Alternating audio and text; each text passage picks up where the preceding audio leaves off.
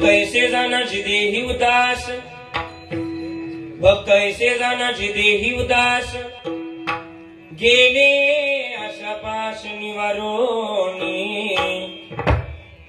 विषय तो त्यांचा झाला नारायण नावडी जनधन माता पिता, हरी निर्वाणी गोविंदासे मागे पुढे, निर्वाणी गोविंदासे मागे पुढे, काहीच साकडे पडोने दे, विषय तो त्यांचा झाला नारायण नावडे जनधन माता पिता तुका म्हणे सत्य कर्मा व्हावे साय तुका म्हणे सत्य कर्मा व्हावे साय घातलिया वय नरका जाणे विषय तो त्यांचा झाला नारायण नावडे जनधन माता पिता विठाला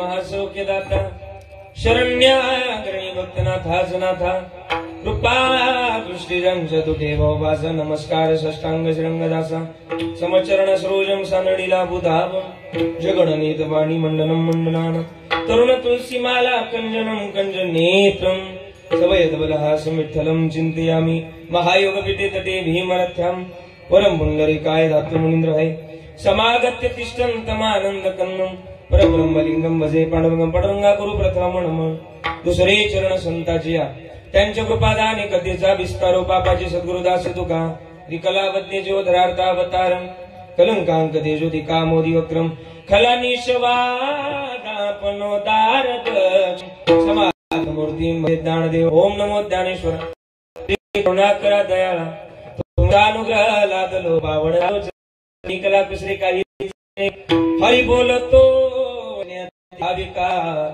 एका जनार्दने तुमचा सत्याच्या गुरु व्हावी ते लागी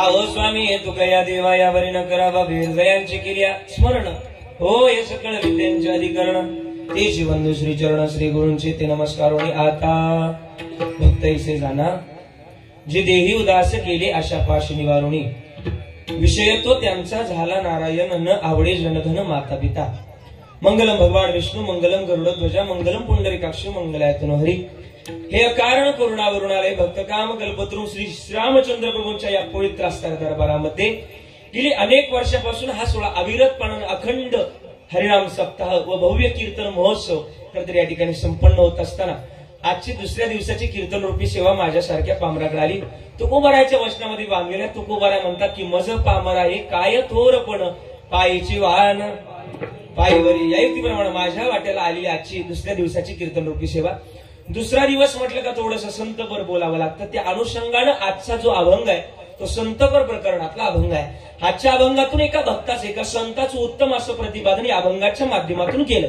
काय म्हणतात गड्या महाराज अभंगाच्या माध्यमातून? महाराज म्हणतात भक्त ऐसे जाना जे देही उदास. हा आता ऐसे भक्त म्हणजे कैसे भक्त? जे देहावर उदास असणाऱ्या भक्ताची महाराज आजच्या अभंगाच्या माध्यमातून ओळख करून देतात.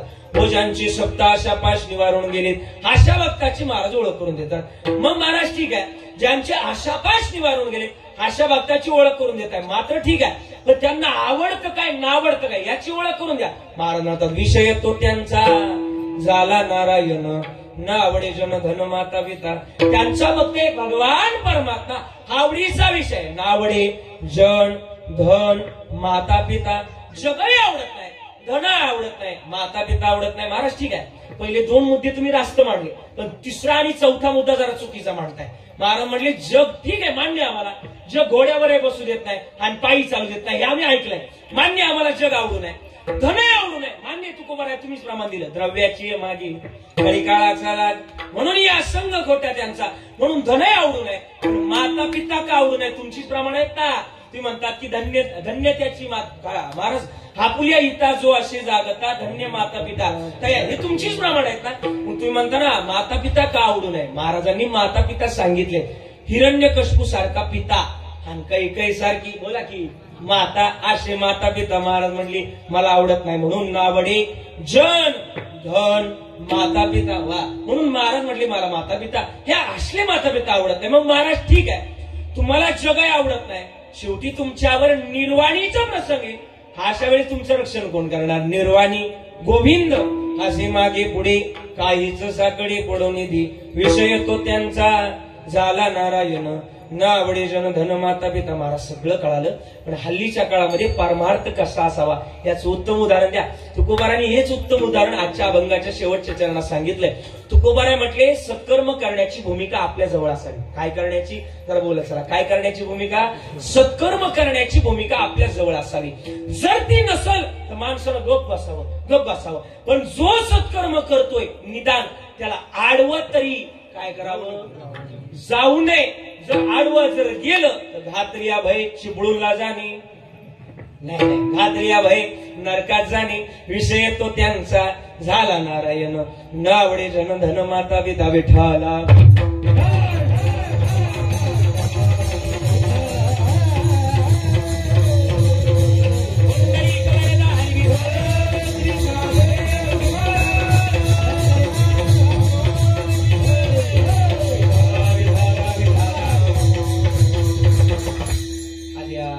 रूपी सेवेकरता निवडलेला अभंग श्रीमंत श्री संत जगद्गुरु जगदवंदनीय वैराग्याचे मूर्तिमंत पुतळे महाराष्ट्राचं आराध्य दैवत छत्रपती शिवाजी महाराजांचं प्रेरणास्थान जिजाई रमण आणि सदैव वैकुंठ गमन करणाऱ्या साधूचा आजच्या कीर्तन रूपी सेवेकरता अभंग निवडलाय. या अभंगातून तुकोबाराय संताचं एक खरं तर गोड असं वर्णन या अभंगाच्या माध्यमातून करतात. अभंगाची पार्श्वभूमी मांडलेलीच आहे, पण कीर्तनाला सुरुवात करण्या अगोदर ही गोड अशी मंडळी या ठिकाणी उपस्थित आहे. किती गोड टाळ वाजतात, किती गोड पखवाज आहे, किती गोड चौकदार आहे. आजचं कीर्तन मला वाटतच नाही मी तुमच्या या पेढीवाडी या मोरेवाडीमध्ये करतोय. आजचं कीर्तन पंढरपुरात चालू एवढं गोड असं सगळं या ठिकाणी संपूर्ण होत आहे. काय बोलायचंय? अरे ते बापूंचे ते आमदार नव्हते का बोलले मध्ये, काय तो मंडप, काय ते टाळकरी, काय ते वाजवणारे, काय ते ऐकणारे, अगदी कसं ओके मध्ये आहे. म्हणजे सगळ्यांना द्यावे तेवढे धन्यवाद. असं वाटतं मंडपातली एखादी म्हातारीच उचलावा तुमच्या वावळावा आणि ठेवून द्यावा तिथल्या तिथं. खरंच गाणारे किती गोड पहिली चाल गायली महाराजजी. पहिला विना अगदी सुंदर पंचपदी घेतली आणि पहिल्या चालीला तर शब्दच नाही माझ्याकडे. अगदी त्यांच्याकरता एकदा जोरदार टाळी वाजवा. खरंच मनापासून मला गाणं आवडतं, माझं लहानपणापासून गाण्यातच गेलंय. अगदी गोड गायलं, द्यावे तेवढे धन्यवाद. आदरणीय महाराजजी नाव काय त्यांचं? विजय महाराज. अगदी गोड गायलं. त्याचप्रमाणे आदरणीय आमच्या हरिभक्त बराय ज्ञानेश्वरजी महाराज आहे, तुम्ही सुद्धा त्या ठिकाणी या ठिकाणी उभे राहिला. आदरणीय नितेशजी महाराज आहे, खरं तर गोड गातात. आदरणीय दादा आहेत सगळे. याच्यातले मला वाटतं बरेच गायनाचार्य, बरेच मृदुंगाचार्य. मला सरांनी सांगितलं की या ठिकाणी बरेच वाजवणारे, बरेच गाणारे. याच्यातलं एकही असं नाही की त्याला चाल म्हणायला सांगितली की तो चाल म्हणणार नाही. सगळे उत्कृष्ट असे गायनाचार्य, खरं तर गोड असे चोपदार आहेत. खरं तर सगळ्यांना तुम्हाला द्यावे तेवढे धन्यवाद. विनेकरी बाबांकडे बघितल्यानंतर मला पहिल्यांदा प्रश्न पडला, आमचे नाथ महाराज इकडे काय करायला आले गाड्या, त्यांना सुद्धा द्यावे तेवढे धन्यवाद. सगळं काय गोड आहे, सगळ्यांच्या चरणाला स्पर्श करतो. गोड असा स्पीकर, एक ऑपरेटर नाही 15 ते 16 ऑपरेटर बसले. हा, हे तुम्हाला सुद्धा द्यावे तेवढे धन्यवाद. म्हणजे अगदी जिथल्या तिथं नियोजन आहे. म्हणजे काय बोलायचं अगदी माझ्याकडे शब्द नाही, असं जिथल्या तिथं नियोजन आहे. दोन्ही वाजवणारे इंद्राच्या पेक्षा खरं तर इंद्रच मला वाटतं या दरबारामध्ये आज उतरले. खरं तर त्यांच्याकरता एकदा जोरदार टाळ्या वाजवा.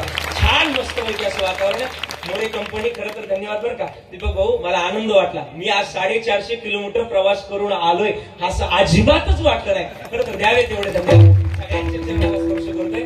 माझ्या या कीर्तनाला तरुण मंडळींची जास्त उपस्थिती, उभे राहून तुम्ही कीर्तन ऐकतात त्या तरुण मंडळींकरता सुद्धा जोरदार टाळीच वाजवा. आणि तरुणा भाग्यवंत नटी हरी कीर्तनात तरुणांची गरज आहे. आज एका तरुणाचंच कीर्तन आहे आणि तरुणाच्या कीर्तनाला तरुण उपस्थित आहे. याच्यापेक्षा आणखीन काय पाहिजे.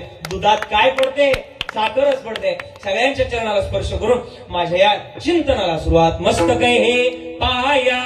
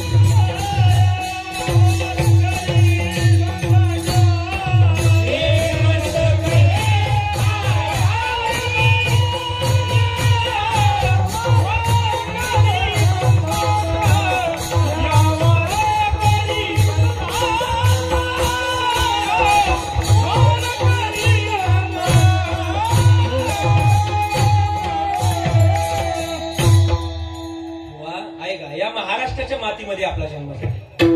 याच्यापेक्षा भाग्य, याच्यापेक्षा पुण्य आणखीन या मृत्यू लोकांमध्ये काहीच नाही. किती पवित्र माती आहे. ज्या मातीमध्ये आपला जन्म झाला ही मातीच पवित्र आहे. आदरणीय आमचे डॉक्टर बाबा म्हणतात की माती घ्यावी कपाळा लावी देव पवित्र होती. इतकी पवित्र माती किती पवित्र आहे. या मातीमध्ये जन्माला येणारा प्रत्येक मनुष्य भाग्यवंतच आहे. जहा डाल डाल पर सोने की चिड़िया करती है बसेरा, ओ भारत देश है मेरा. अशा पवित्र आणि पावन मातीमध्ये जन्माला. मग किती पवित्र, पवित्र ते कोळ पावन तो देश, जेथे हरीचे दास जन्म घेती, जेथे हरीचे दास जन्म घेती, कर्म धर्म त्यांचा झाला नारायण. एवढ्या पवित्र आणि पावन मातीमध्ये जन्माला. आणखी किती माहिती का.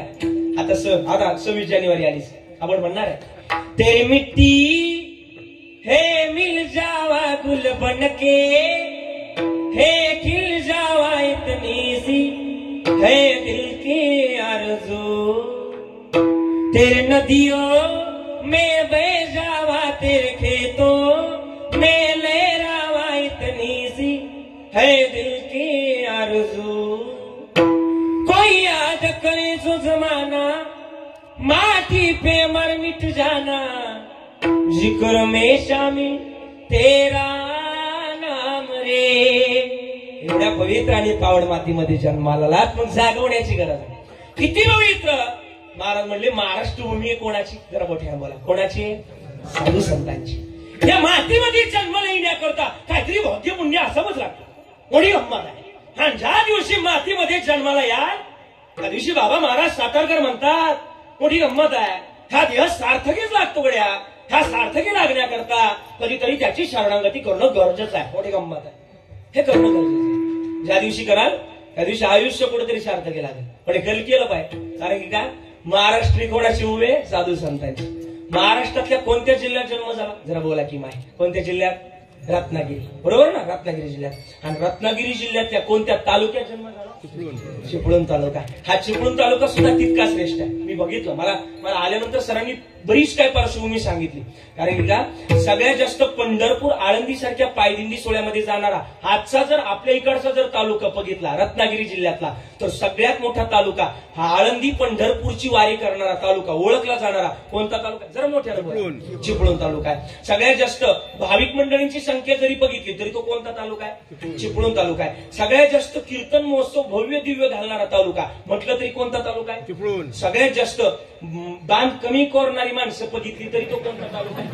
कमी म्हटलंय. आणि सगळ्यात जास्त कोरोनाच्या काळामध्ये डॉक्टर म्हणले का बाबा तुमचं कॅल्शियम कमी झालंय का, माळा घालून माळा काढणारा सुद्धा तालुका बघितला तरी तो पलीकडचा तालुका आपला आहे. हा सांगायचा मुद्दा हा की पवित्र आणि पावन मातीमध्ये जन्माला आला. हे जाग वारा किती गोड सांगितलंय. आता जागा रे बाई नो जागा, चोर निजल्या रे,